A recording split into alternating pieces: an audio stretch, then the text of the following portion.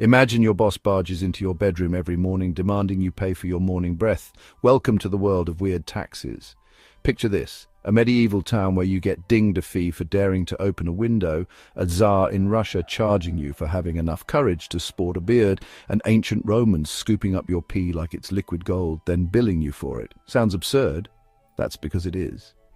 Governments have always dreamed up the most bizarre ways to squeeze coins out of citizens, from soap and candles to wigs and even your marital status. Today we're diving headfirst into this carnival of fiscal oddities. Think of it like Shark Tank, but instead of pitches for razor blades or apps, monarchs and emperors pitch taxes so strange they'd make your accountant spit out their quill. Spoiler alert, some of these levies backfired spectacularly. Cities grew dark. Homes became airtight brick boxes, and yes, people actually pleaded to shave off their beards just to dodge a fee. In the next few minutes, we'll unearth the wildest taxation schemes ever concocted, laugh at the ridiculous, and maybe, just maybe, be thankful our biggest tax headache today is filing our income return on time. Let's tax our curiosity and get started. Imagine the world back then like a giant school where each country is a kid scrambling for pocket money to buy lunch, and sometimes enough to wage a food fight.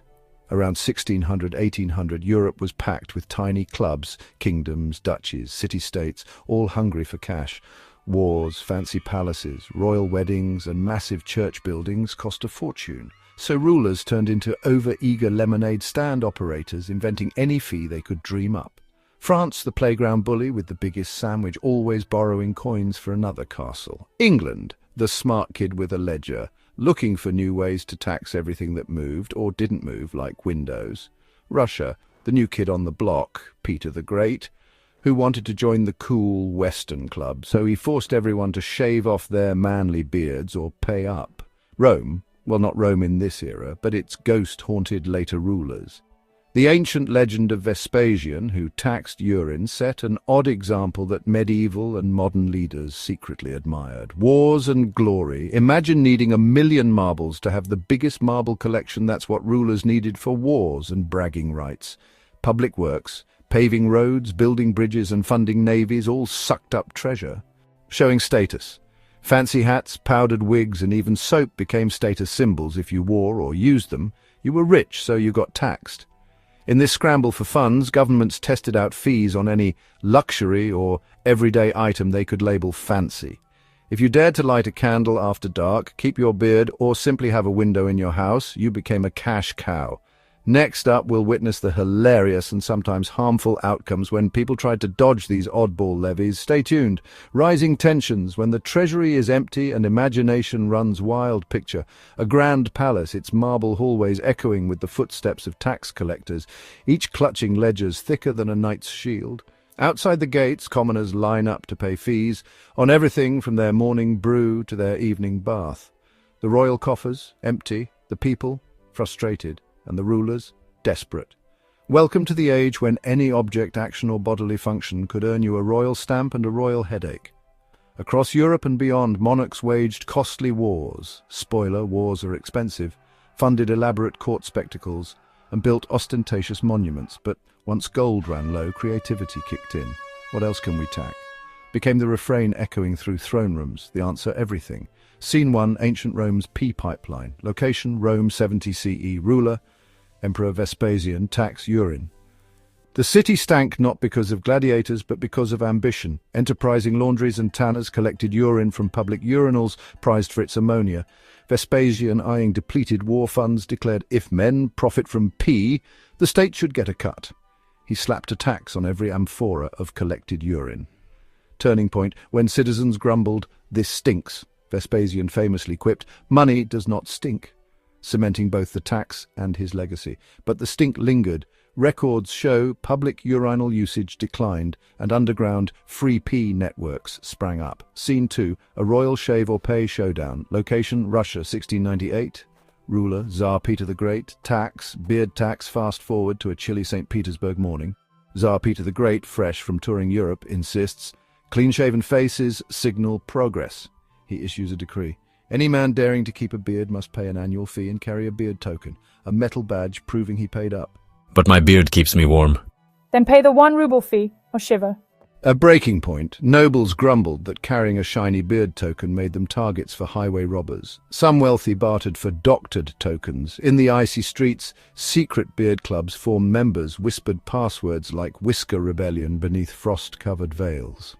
Scene 3. The Great English Window Armour. Location, England, 1696.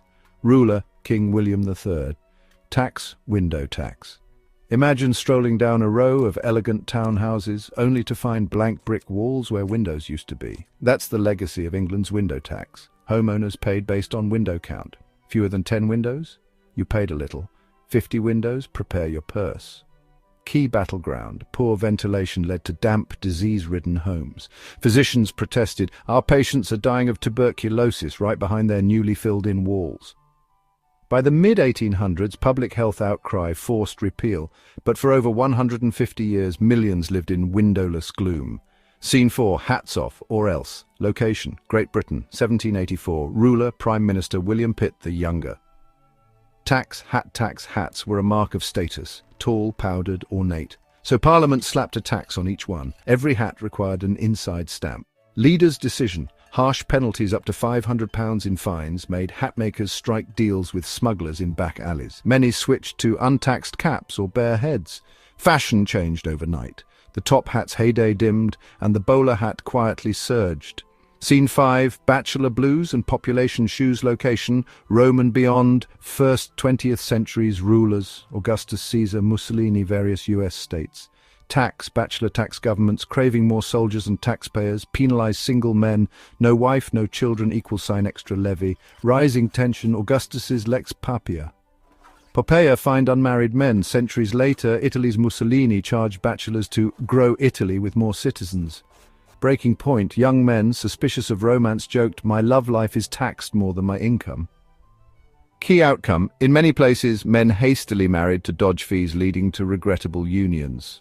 Comical data.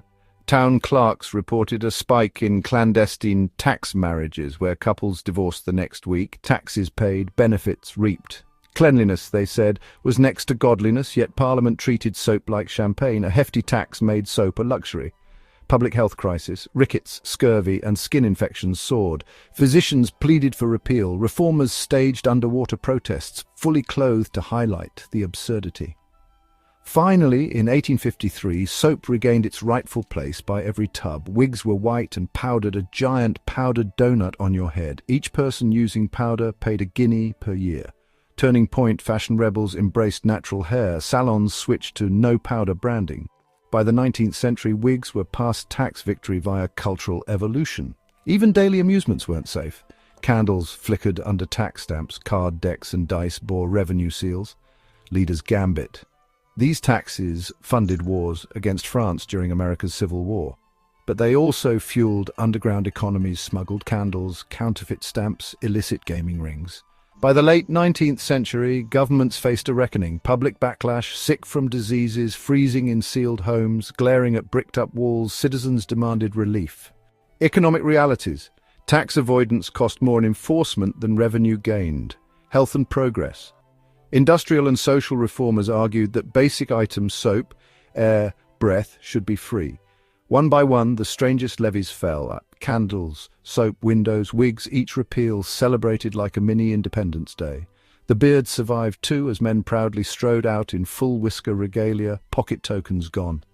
Peter the Great realized that forcing Western norms by fees alone breeds secret resistance and cold chins. Vespasian's P-tax taught rulers that a tax's novelty can outlive its practicality, yet also that a pithy quip, "money does not stink," can immortalize a policy. England's window tax remains a cautionary tale. Taxing essentials risks public health and can backfire spectacularly. Hat, soap and candle taxes illustrate how taxing culture and daily life drives innovation and black markets faster than any decree. Today we marvel at these oddball taxes with laughter and maybe a twinge of sympathy when we grumble about sales tax. Governments still tax bizarre things: your carbon footprint, sugary drinks, even social media ads. The lesson? Whenever a new levy is proposed, ask yourself, will this backfire like a bricked-up window or spark a revolution of underground markets? And perhaps keep Vespasian's words in mind. Money may not stink, but some taxes sure do. After centuries of quirky levies, something important happened. People won. One by one, rulers realized that brick-sealed windows bred disease, soap taxes spread illness, and beard tokens pushed men into secret shave and snitch clubs. Public outcry and a few too many smuggled candles forced parliaments and czars to roll back the odd fees. Health improvements. When England tore down those brick walls and repealed the window tax, fresh air returned, and tuberculosis rates fell proof that sunlight and a bit of breeze beats any tax collector's ledger. Cultural shifts. Britain's wig powder tax drove people to embrace natural hair, setting the stage for modern casual styles. Economic lessons. Governments learned that overtaxing everyday goods fuels black markets, think secret soap makers and underground card games that cost more to police than they ever earned. Today's taxes are less about beards or pee and more about income, property and sales, yet the spirit of oddball levies lives on in sugar taxes and plastic bag fees. The takeaway? When a tax punishes basic needs or silly luxuries, citizens find a way around it and sometimes spark healthier, cleaner or simpler customs in the bargain. And that's how governments turned everyday life into a price list, from peeing in public to brushing your teeth with taxed soap. These strange levies teach us that when rulers overreach, people adapt. Bricked-up windows gave way to fresh air, powdered wigs disappeared and natural hair took the stage, and underground markets thrived on secret candles and counterfeit stamps. History's quirkiest taxes remind us to question any fee that feels absurd and to look for the creativity it sparks. If you enjoyed this quirky trip through fiscal oddities, hit subscribe for more deep dives into history's hidden stories like this video, and let us know in the comments which tax would you most love or dread having in your life.